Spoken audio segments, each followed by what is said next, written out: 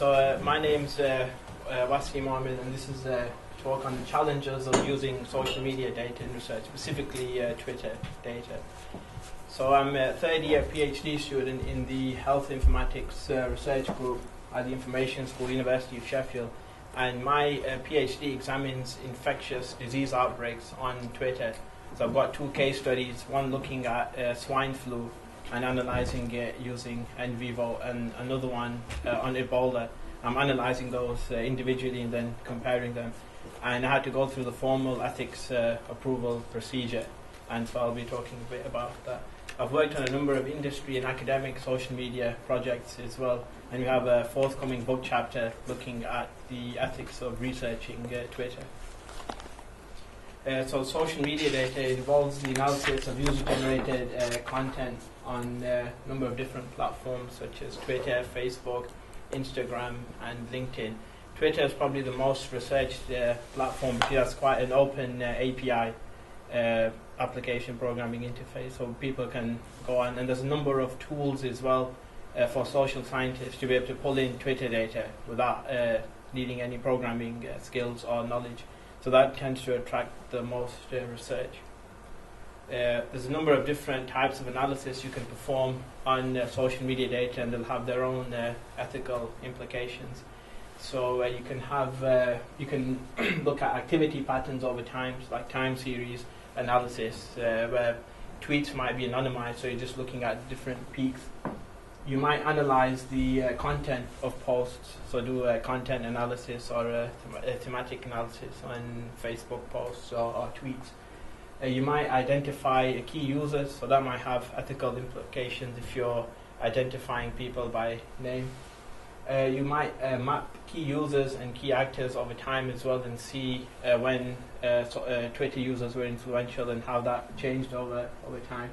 And you might perform advanced network analysis as well, and that might cluster Twitter users into different groups, and that could draw attention to some of them, so that's got some ethical implications.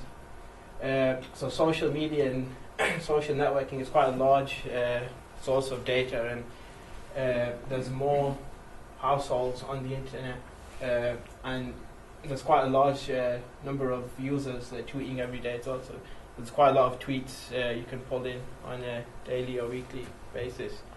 And tweets can contain quite a lot of data, and you can mine it, and you can gain insight into public opinion and behavior.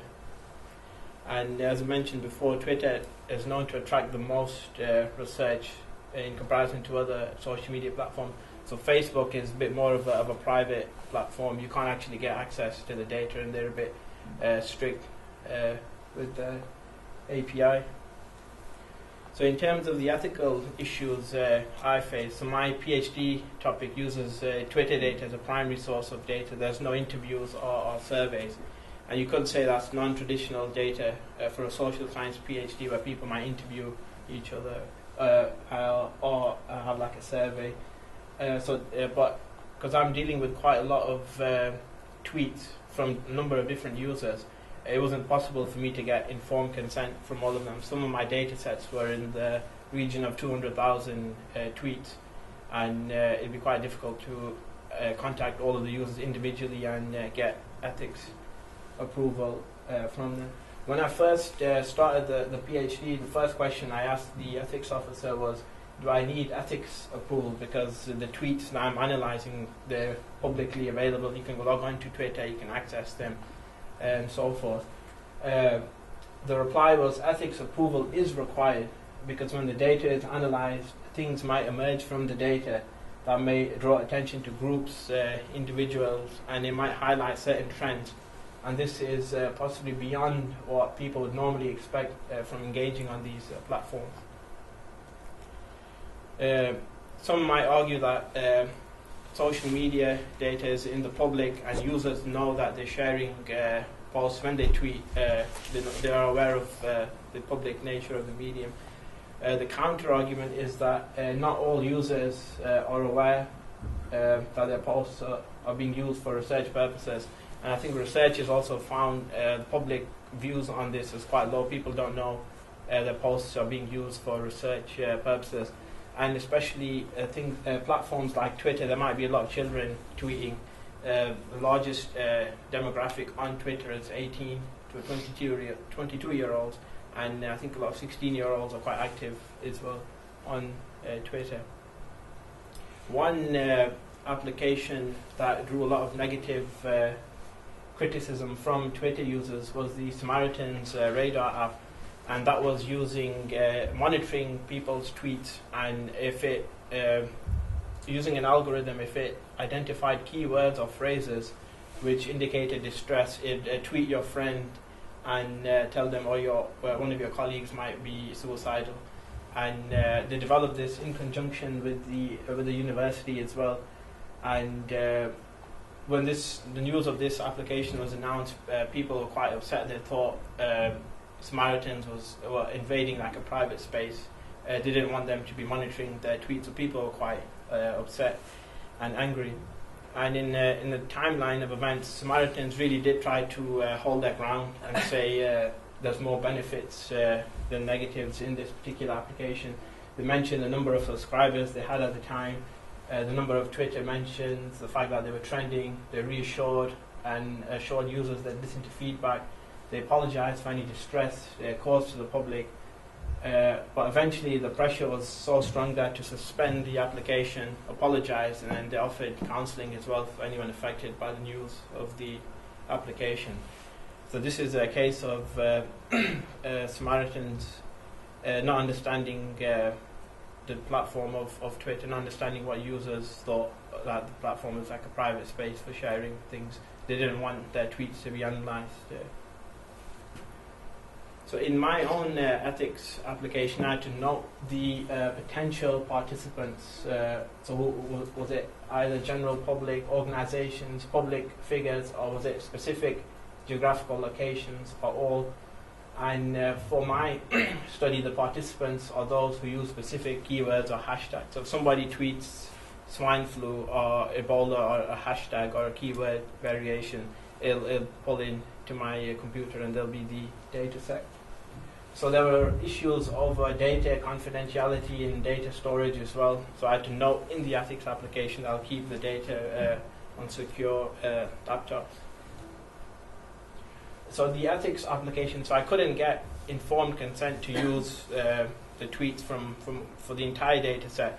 But if I wanted to use specific tweets in my thesis, the ethics application made it possible to gain consent from individual users, and if it wasn't possible to get them to fill in the consent sheet form, it was possible for me to get consent via a tweet. So I could tweet the person and say, I want to use this in my study, can you consent to this?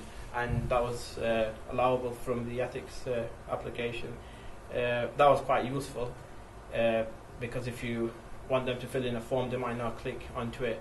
If you can tweet them, it's kind of a faster way of getting the ethics approval. The majority of my analysis is aggregate, so I'm identifying themes, clusters of tweets. So in the thesis, I'm not identifying individuals, and I've gone to the length of anonymizing each of the tweets as well. So I've changed the wording just very slightly, so you can't type that into Twitter's advanced search and find the user. You can't locate them, and data is analyzed confidentially and never in public. The user handles of the people tweeting, they'll never be published as well, so I've removed those from the data set. So when the thesis is published, I've tried to minimize the risk to the people tweeting. So I'm part of a network, New Social Media, New Social Science, and we often share information related to social media. And every so often there's like a case study or a news in the media related to ethical issues and social media. One was the Facebook emotion study, and this was where Facebook removed positive posts from a number of Facebook users without telling them or gaining consent, and people were quite upset about this. There's also been issues of using scraped data sets. So one Reddit user uploaded a data set which contained every publicly available Reddit comment online, and people were quite concerned with the ethical implications of this. The Reddit users hadn't consented to this, and it was quite concerning how people would use the data. So it's quite a tricky area to research. One useful report is by NatSen, research using social media users' views. So they interviewed a series members of the public to see what their views were on researchers analyzing their data. And participants' views about research using social media fell into three categories: skepticism, acceptance, and ambiguity. Users were concerned that online, so on social media platforms such as Twitter, people behave differently. Views might be exaggerated as well. So in the heat of the moment, when people are tweeting about swine flu and Ebola, they might be quite negative, but after a few minutes they might change their mind. So it's exaggerated kinds of views. Similarly, the comments might be quite impulsive as well, especially if you want to generalize findings. And the profiles might be inaccurate as well. So when I go through the data sets, people pretend to be other people. They write different things in their bios. The names might not be correct. So there's a number of different things to take into account. So they offered a number of suggestions for researchers. So if you are doing social media research, one suggestion is improving the way you sample and recruit. So being transparent when you recruit participants, actually telling them, I want to do this study on Twitter, these are the aims. Another one is that when you generate data to improve representative of findings and to understand privacy risks used in the study to uphold protection. Another one is taking care when you report results, so trying to minimize when you writing, say, a journal article or a conference paper, not publishing user handles, trying to anonymize those. But there was a case where one study made fictionalized user handles, but then it turned out after a while people had signed up to Twitter and used those handles. So it was referring to people that didn't exist before, but then they signed up. So that's the difficulty of anonymizing Twitter handles. There's another really good report, Wisdom of the Crowd, Social Ethics, and they found that the public awareness that information and social media can be mined for research is actually quite low compared to other uses of social media data. So people aren't aware that their posts are being used for research. And they offered a number of recommendations as well. They noted that researchers should work with developers and only collect data that's required by the project and remove it if it's not required. So if you're working in the area of social media research at the moment, you might capture like millions of tweets and then only use a few hundred. They would recommend only capture what you need instead of getting all this other data. And they also recommend moving to a culture of questioning whether the data being collected is actually necessary. So you might collect large volumes of data and not actually need it for the project. Other examples are removing authors' names, tags and user handles from the researcher's site. So when I've been analyzing my tweets to do with swine flu and Ebola, I've removed their user handle, so it's just a series of tweets. And I've stripped out other data as well that I've not needed, things like geolocation or location of in their bios. Other steps you can take is remove metadata that's not needed. So things like GPS data, valid latitude and longitude data that can pinpoint where people are tweeting from. You might not need that for projects where you're just looking at the themes emerging from the data set. You could create generalized groupings of data rather than analyzing specific regions. So you might be able to look at cities rather than exact street locations.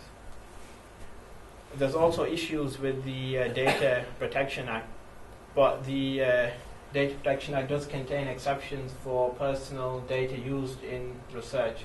So there's exemptions from some of the principles, but you still need to comply with other principles like processing the data fairly and lawfully. The University Research Ethics Committee recently reviewed the ethics policy governing research involving social media data, and they noted that even before you begin the research, as soon as you download the data, prior to downloading it, you need full research ethics approval.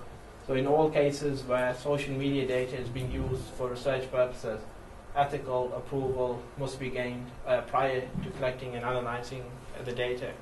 That could be tricky if you're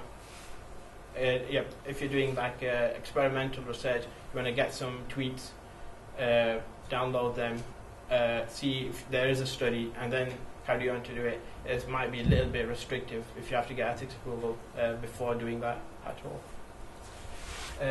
So are genuine ethical issues around social media data. There's a number of best practice guidelines when conducting research on social media. So I've got like a list of references with loads of different further reading. And I actually found the ethics application quite useful in then thinking through all of the possible ethical implications. And yeah, that's it. Thank you, Wasim. Just want to thank you for an interesting and a lot of, again, food for thought here, because there's probably more, as you dig more into this, there's more and more issues coming up. So I just want to thank Wasim for an interesting talk. And the time to questions at the end.